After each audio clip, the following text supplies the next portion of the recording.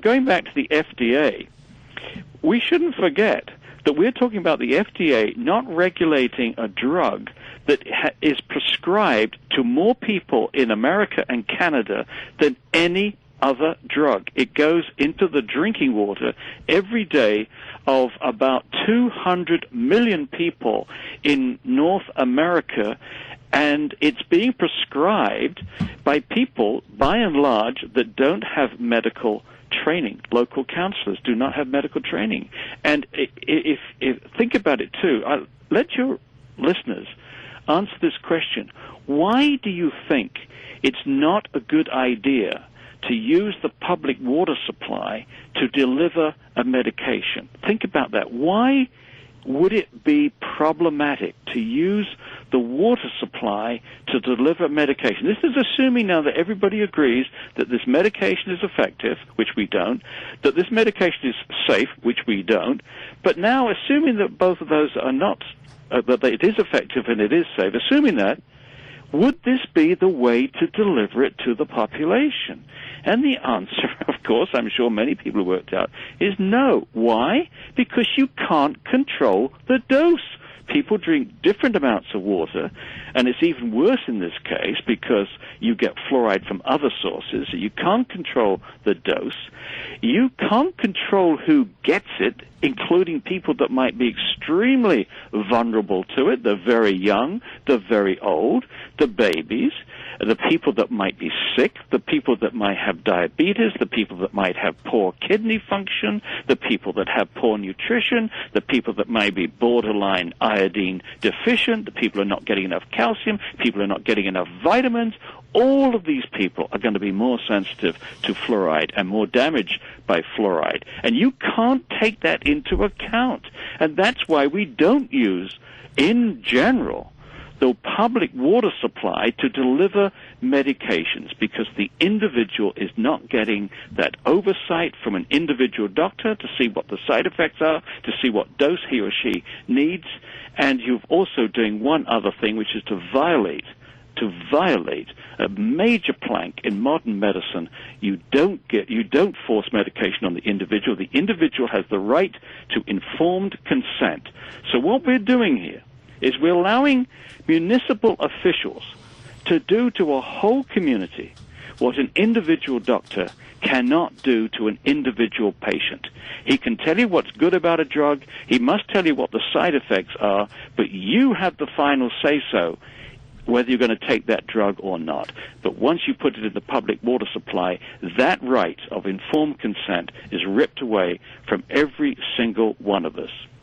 And there's also an environmental effect, is that correct? Well, we're concerned about the environment, yes, because well over 99% of this fluoride does not go anywhere near children's teeth. Most of it goes to watering the lawn, washing the car, flushing down the toilet, washing your dishes. That's where most of your water goes.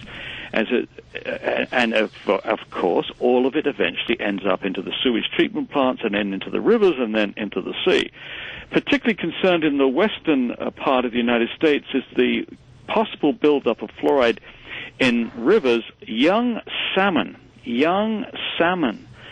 salmon fry are very sensitive to fluoride. In fact, the Canadian government has a standard for those fry which is much lower than the standards we're saying are safe for humans. Yes, so now, here's another bizarre twist to the story. I'm sure many people don't know this, but the source of this fluoride is not pharmaceutical grade.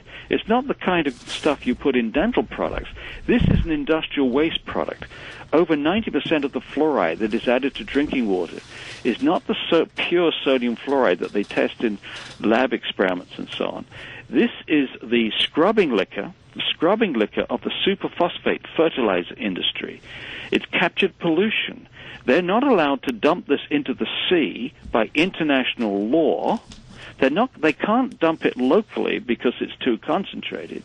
But what they do by putting it into the public water supply, they dilute this crap down 180,000 to 1, and the hope is by this time the pollutants, the other pollutants like lead and arsenic and other toxic metals and even radioactive isotopes, are so dilute that they won't hurt you. So the answer to pollution is dilution. But notice they don't apply that to the sea. You cannot use the almost infinite dilution of the sea to deal with this by international law. But we are allowing the use of the public water supply not only to deliver medication, which is a violation of medicine, but we're allowing the public water supply as a vehicle for hazardous waste disposal. And so they're it's actually a violation of common sense. That saves them about $100 million a year, I guess. Right? Yeah, there's a lot of money in this. Obviously, they would have to pay a lot of money to get rid of it as a hazardous waste, and of course, they get a lot of money back from selling it to municipalities. But when they start telling you how cost-effective this is, it's not based upon the cost of buying pharmaceutical-grade fluoride.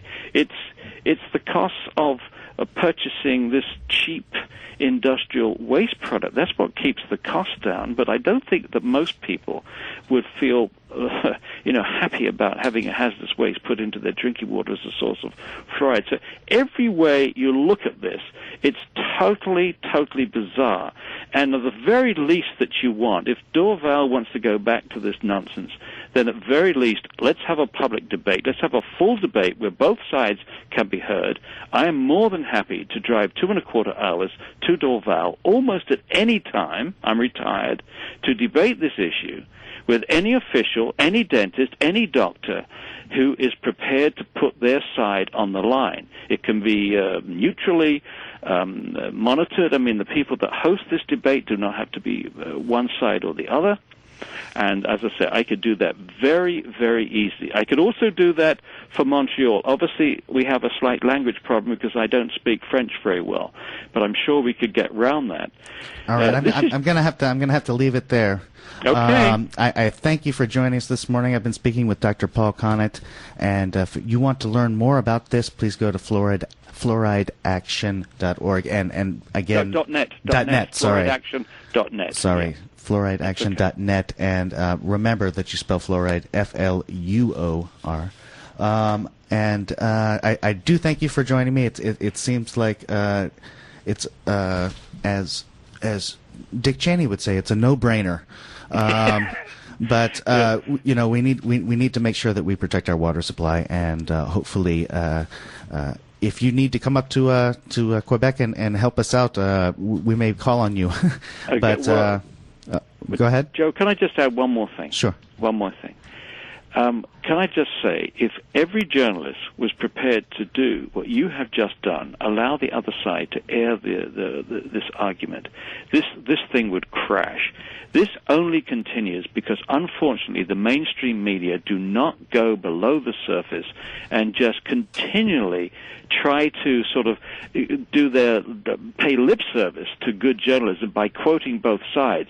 But when they're quoting prestigious health official versus often distraught citizen, it's a foregone conclusion who people are going to believe. We have to get below the surface of these discussions, these arguments, the data, the science. And I thank you so much for doing this, and I hope you'll do it again. Well, I do plan on doing it again, so and I will be calling on you when I do that. So thank you for joining me, and have a good weekend, and we'll be right back. You're listening to CKUT. It's 8:40.